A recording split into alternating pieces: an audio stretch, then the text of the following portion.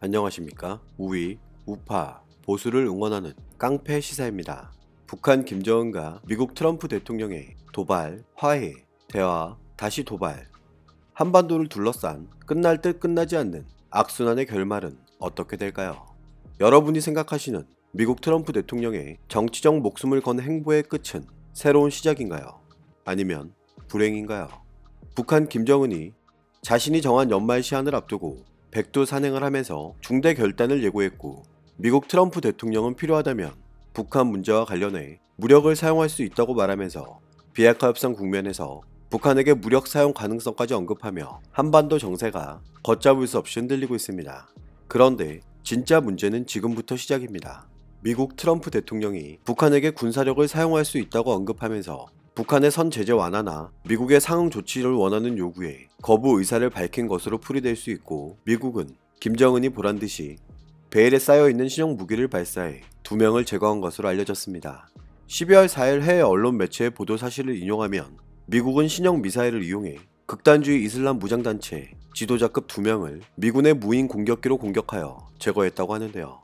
미국이 공개한 피습 현장에는 기존의 미사일과는 다르게 폭발 흔적조차 없었고, 미사일이나 폭탄이 터졌다면 있을 수 없는 일이기에 해외 언론 매체들은 이번에 사용한 무기는 신형 AGM-114R9X 미사일로 단정짓고 있습니다. R9X로 불리는 이 미사일은 기존 드론들이 장착하는 헬파이어 미사일을 변형한 것으로 닌자 미사일, 나는 긴수라고 알려진 암살 전용 병기이며, 파괴력이 큰 인명 살상용 미사일 탄두 대신 6개의 칼날을 장착한 것으로 알려졌고, 지붕만 뚫린 채 외관은 멀쩡하지만 내부는 무참히 찢는 특징을 가지고 있습니다. 우리가 집중해야 할 부분은 여기 있습니다. 소리 없는 암살 전용 비밀 병기라고 불리는 R9X를 사용한 날이 트럼프 대통령이 북한에게 필요하다면 군사력을 사용할 수 있다고 경고한 날인 12월 3일로 우연치 않게 겹친다는 것입니다. 북한 김정은이 도발 가능성을 운운하자 군사력 사용이라는 강경한 입장을 나타내며, 일부 전문가들은 미국이 북한을 향해 경고한 것이라고 봐도 무방하다고 분석하고 있는데요. 여러분은 북한과 미국이 무력으로 맞붙는다면 누구의 편에 서시겠습니까? 정상적인 사고방식을 가진 대한민국 국민이라면 대한민국의 향후 운명을 위해서 미국의 입장과 동일시된다는 것은 당연한 이야기일 텐데요. 미국과의 방위비 분담 협상이 적절한 합의를 이뤄내지 못하고 있고, 미군의 주둔이 필요 없다는 분위기가 사회 전반적으로 퍼지고 있다는 사실은 부정할 수 없을 것입니다. 여러분, 대한민국에서 주한미군의 철수가 이뤄지고도 과연 지금 이 생활이 유지될 수 있다고 생각한다면 그것은 명백한 착각이며 생각의 오류라고 저는 단언합니다. 그렇다면 대한민국 고위급 인사들은 어떤 생각을 하고 있을까요?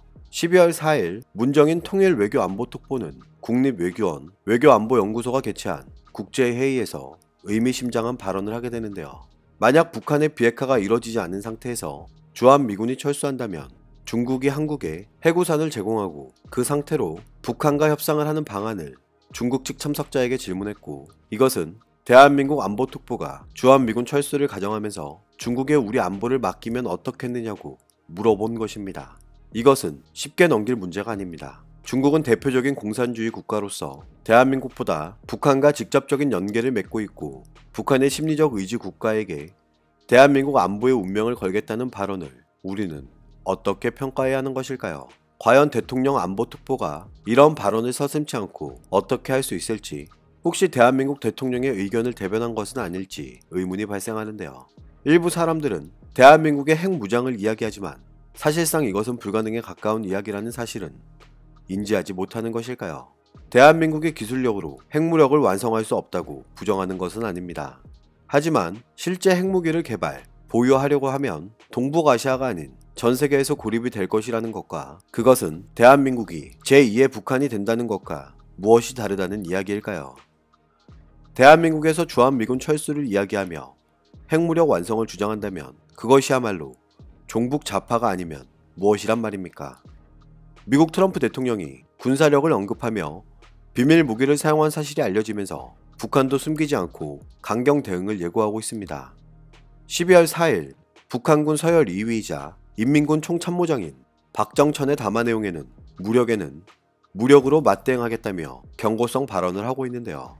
만약 미국이 우리를 상대로 그 어떤 무력을 사용한다면 우리 역시 임의의 수준에서 신속한 상응 행동을 가할 것이라는 점을 명백히 밝힌다며 미국이 조선민주주의 인민공화국을 대상으로 하는 군사적 행동을 감행하는 경우 우리가 어떤 행동으로 대답할지에 대해서는 누구나 짐작할 수 있을 것이고 무력을 사용하는 일은 미국에 있어서 매우 끔찍한 일이 될 것이라고 주장하고 있습니다.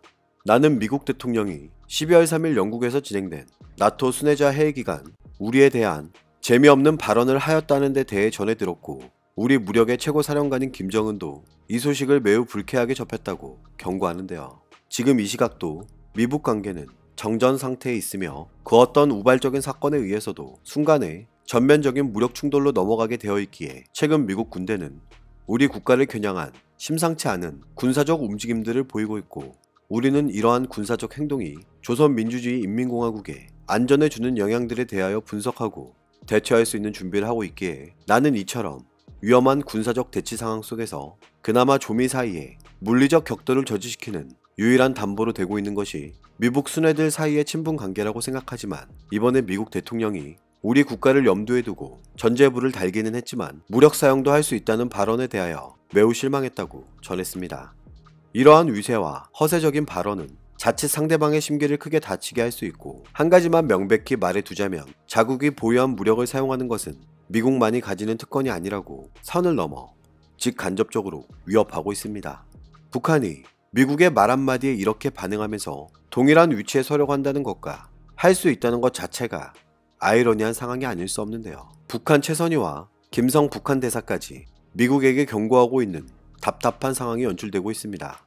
12월 5일 북한 최선희는 미국 트럼프 대통령의 무력 사용 발언과 비유 호칭이 즉흥적으로 불쑥 튀어나온 실언이었다면 다행이겠지만 의도적으로 우리를 겨냥한 계획된 도발이라면 문제는 달라진다면서 바로 2년 전 설전이 오가던 때를 연상시키는 표현들을 의도적으로 다시 등장시키는 것이라면 그것은 매우 위험한 도전이라고 경고하고 있는데요. 우리는 무력 사용과 비유 호칭이 다시 등장하는가를 지켜볼 것이고 만약 그러한 표현들이 다시 등장하면서 우리에 대한 미국의 계산된 도발이었다는 것이 재확인될 경우 우리 역시 미국에 대한 맞대응 폭언을 시작할 것이라고 밝혔는데요. 지금과 같은 위기 일발의 시기에 의도적으로 또다시 대결 분위기를 증폭시키는 발언과 표현을 쓴다면 정말로 늑다리의 망령이 다시 시작된 것으로 진단해야 할 것이고 대조선 무력 사용이라는 표현은 국제적으로 큰 파장을 일으키며 우려를 키우고 있기에 우리가 더욱더 기분 나쁜 것은 공화국의 최고 존엄에 대해 정중성을 잃고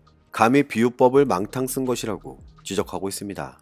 12월 7일 김성 유엔 주재 북한 대사는 이런 입장을 나타내는데요. 미국이 추구하고 있는 지속적이고 실질적인 대화라는 것은 국내 정치적 의지에 걸맞는 시간 벌기용 전략이고 우리는 지금 미국과 긴 대화를 할 필요가 없기에 비핵화는 이미 협상 테이블에서 내려졌다고 주장하는데요. 하지만 우리가 주목해야 할 것은 북한 고위급들의 잇따른 담화 내용이 아닙니다. 12월 8일 북한이 동창리 미사일 발사장에서 중대한 시험을 했다는 소식이 전해졌고 전략적 지위를 변화시킨다는 표현을 쓴 것으로 보아 전략 무기에 사용되는 ICBM용 고체 엔진을 시험했을 가능성이 있는 것으로 전문가들은 분석하고 있는데요. 미국과 북한의 비핵화 협상 레드라인인 대륙간 탄도미사일 발사 가능성이 높아지면서 이것은 2년 전보다 조금도 나아지지 않았다는 반증이며 한반도에 다시 군사적 긴장감이 발생할 수도 있다는 것입니다. 조선중앙통신의 보도 내용을 살펴보겠습니다.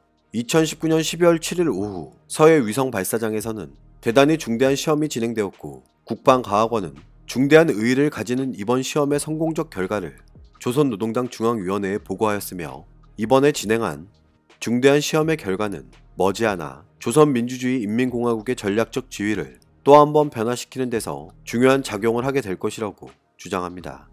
군사 전문가들은 신형 무기 개발을 담당하는 국방과학원의 대변인 담화이고 전략적 지휘라는 단어와 동창리 위성 발사장에는 엔진 시험장이 있기에 이번 시험이 인공위성의 발사체나 ICBM 엔진 개발과 관련이 있을 것으로 예상하는데요. 여러분 혹시 알고 계셨나요? 동창리 미사일 시험 발사장은 북한 김정은이 영구 폐쇄하겠다며 문재인 정부와 약속한 곳입니다. 이것으로 미루어 보아 대한민국 정부 혼자 그동안 남북 군사합의가 잘 이루어지고 있다고 착각했고 북한 김정은은 어떤 약속도 지키지 않았다는 것을 확인해주고 있습니다. 남은 것은 미국의 선택이며 다가오는 크리스마스 선물을 무엇으로 선정하는가는 전적으로 미국이 결심에 달려있다고 밝힌 북한. 이런 북한에게 군사력 사용 가능성을 경고한 미국. 과연 대한민국 문재인 정부가 어떤 움직임을 보일지 우리는 관심을 가지고 지켜봐야 할 것입니다. 문재인 정부는 깨달아야 합니다. 절대 자국민의 안보보다 중요한 것은 없습니다. 오늘도 우리는 우리가 누리고 있는 이 자유민주주의를 위해서 누구의 목소리를 응원해야 할지 선택은 여러분의 몫입니다. 감사합니다.